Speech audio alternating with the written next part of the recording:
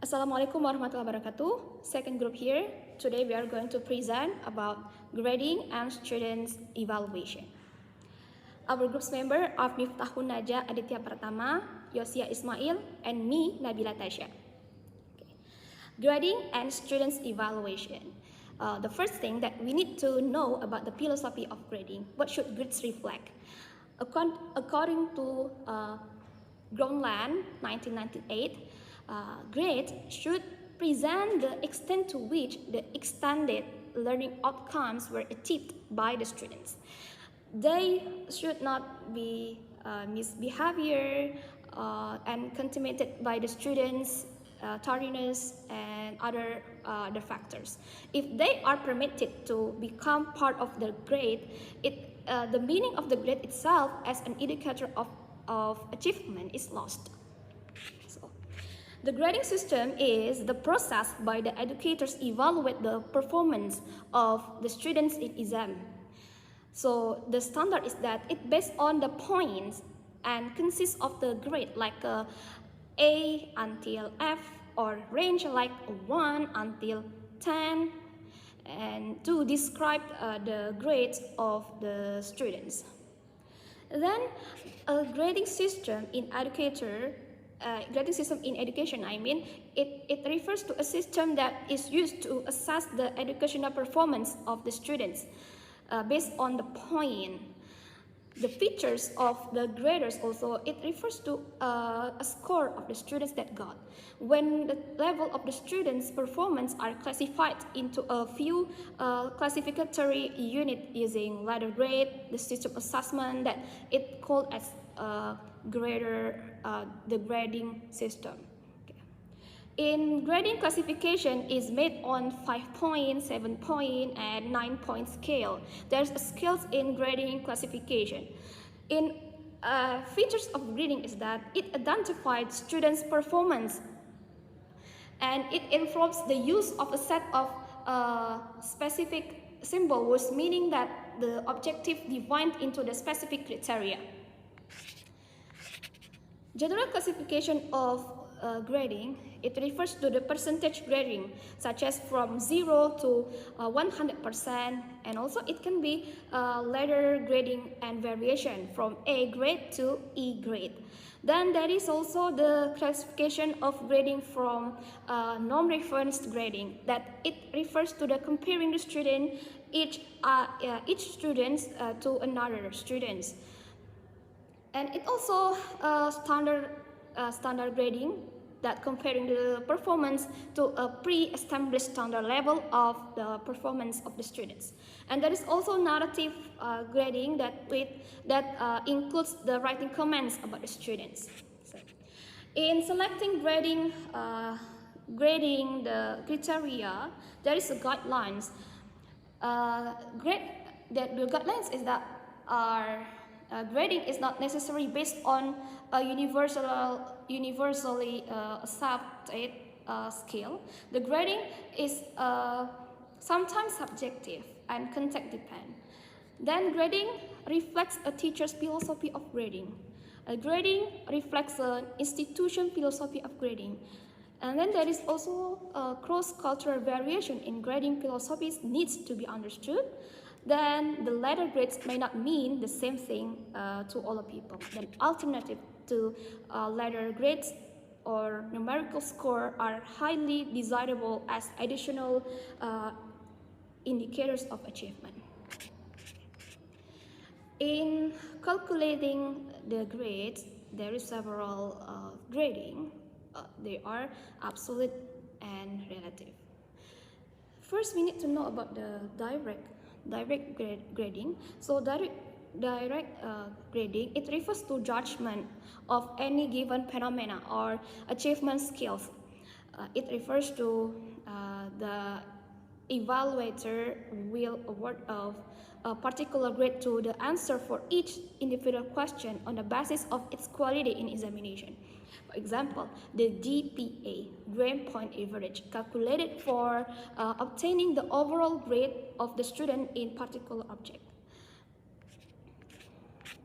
Then in in calculating the grading, there is a method of indirect grading. This method, it refers to mark. Mark are awarded to individual question on the basis of prescribed marking scheme, and it refers to find out the total mark and convert to grade. Okay. Absolute grading. Based on absolute grading, it refers to based on the definite set of the standard when evaluating the student's performance, and it refers to the score obtained by students in subject converted. It based on the teachers specifying the standard for the performance based on the criterion reference, and keep tasks in mind without any variability.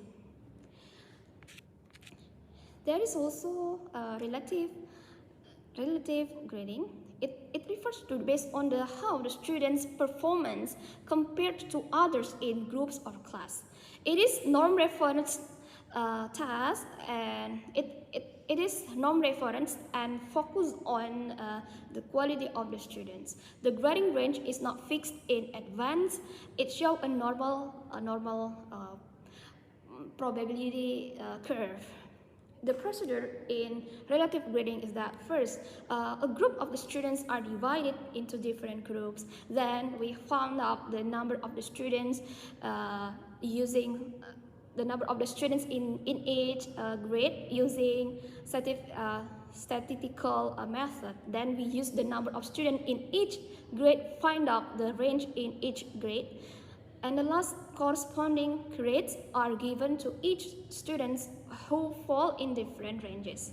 Okay, I think that's all for me. Go to the next speaker.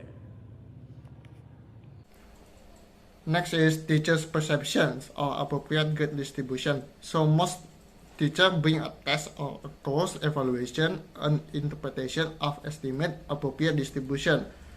They also follow the interpretation and make some minor adjustment to compensate for such matter as unexpected difficulty. So this kind of relative grading system is well accepted and uncontroversial. Next is institutional expectation and constraints. So transcript evaluators at colleges and universities are faced with variation across institutions on what it is deemed and to be the threshold level for entry from high school or another university. So many institutions around the world, the concept of letter grades is foreign. The point system, usually 100 points or percentage, are more common globally than the letter grades used almost universally in United States. So either way, we are bound by established accepting system, and we have become accustomed in the United States to calculating grade point average or GPAs for defining admissibility, such as A equal to 4, B equal to 3, C equal to 2, and D equal to 1. So a student will be accepted or denied admission on the test of an established criterion, often ranging from 2.5 to 3.5. It's cross-cultural factors and question of difficulty. So there are some factors that are related to the cross-cultural factors. For example, like it is unheard of to ask a student to self-assess performance. Then the second one, the teacher assign a grade and nobody questions the teacher criteria. And next is one single final examination is the accepted determinant of a student's entire course grade and so on. And next is the question of difficulty. So how do we handle it? So the first one is from the experience as a teacher, and then adeptness at designing feasible tasks. Then next is special care in framing items that are clear and relevant, and then a little bit of luck, and so on. Okay, next, what do letter grades mean? An institutional philosophy of grading, whether it is explicitly stated or implicit, presuppose expectation for grade distribution and for meaning or description of each grade. We have already looked at several variations in the mathematics of grade distribution. What has yet to be discussed is the meaning of letter grades. Typically, institutional manuals for teachers and students will list the following description of letter grades, like in this list. The overgeneralization implicit in letter grading underscores the meaninglessness of the adjective typically cited as descriptors of those letters, and yet those letters have come to mean almost everything in their gatekeeping role in admissions, decision, and employment acceptance. Is there any solution to this semantic conundrum?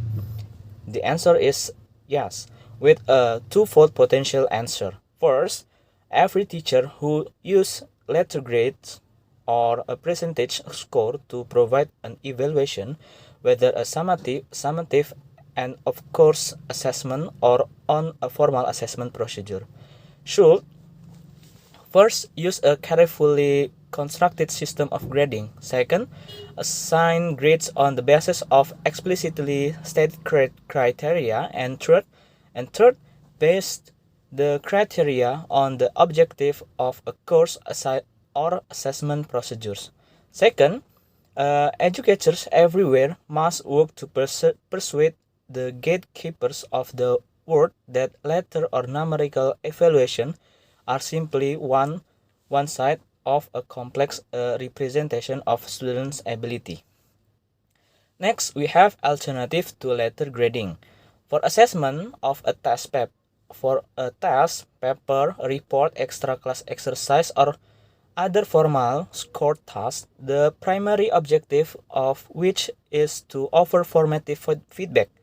The possibilities beyond a simple number of letters include a teacher marginal and comments, a teacher's written reaction to a student's self-assessment of performance, a teacher's review of the task in the next class period, peer assessment of performance, self-assessment of performance, and a teacher's conference with a student. And next, for summative assessment of a student at the end of a course, those same additional assessment can be made, perhaps in modified forms. First, a teacher's marginal and of exam or paper or project comments. Next, a teacher's summative written evaluate remarks on a journal, portfolio, or other tangible product. A teacher's written reaction to a student's self-assessment of performance in a course. Next, a complete summative checklist of competencies with comments and narrative evaluation of general performance on key objectives. And the last, a teacher's conference with the students. A more detailed look is now appropriate for a fear of the summative alternative grading, particularly self-assessment, narrative evaluation, checklist, and conference. First, self-assessment. The focus is specifically on the feasibility of students commenting on their own achievement in a whole course of study. Self-assessment of end of course attainment of objective is recommended through the use of the following: first, checklist; second, a guide journal entry that directs the students to reflect on the content and linguistic objective; third, an essay that self-assesses; and the last, a teacher-students conferences. Next is narrative evaluation. In protest against the widespread use of the letter grades as exclusive indicator of achievements, a number of institutions have at one time or another required narrative evaluation of students. In some instances, those narratives replace grades and in other they supplemented them. And this is the example of narrative evaluation. Next, we have checklist evaluation to compensate for the time-consuming impracticality of narrative evaluation. Some programs optional for accomplish a checklist with brief comments from the teacher, ideally followed by conference and or a response from the students. Here is the form that is used for midterm evaluation in one of the high intermediate listening speaking courses at the American Language Institute. And the last conferences, perhaps enough has been said about the virtues of conferencing. We already know that the impracticality of scheduling sessions with the students is offset by its washback benefits. The end of the term is an especially difficult time to add more entries to our calendar, but with judicious use of classroom time, like take students aside one by one while others are complementing assigned work, and a possible office hour here and there, and with clear, concise objective to minimize the time consumption and maximize feedback potential. And conference can accomplish much more than can a simple letter grade. Next, we have principle and guidelines for grading and evaluation. First, grading is not necessarily based on a universally accepted scale, and grading is sometimes subjective and context dependent. And grading of tasks is often done on the curve, and grades reflect a teacher's philosophy of grading. Grades reflect an institutional philosophy of grading. Cross-cultural variation in grading philosophies needs to be understood. Grades often conform by design to a teacher's expected distribution of students across a continuum. Tasks do not always yield an expected level of difficulty. Letter grades may not mean the same thing to all people, and alternative to letter grades or numerical score are highly desirable as additional indicator of achievement. Okay, maybe that's all from our group. Thank you for your attention and see you in the next video. Thank you.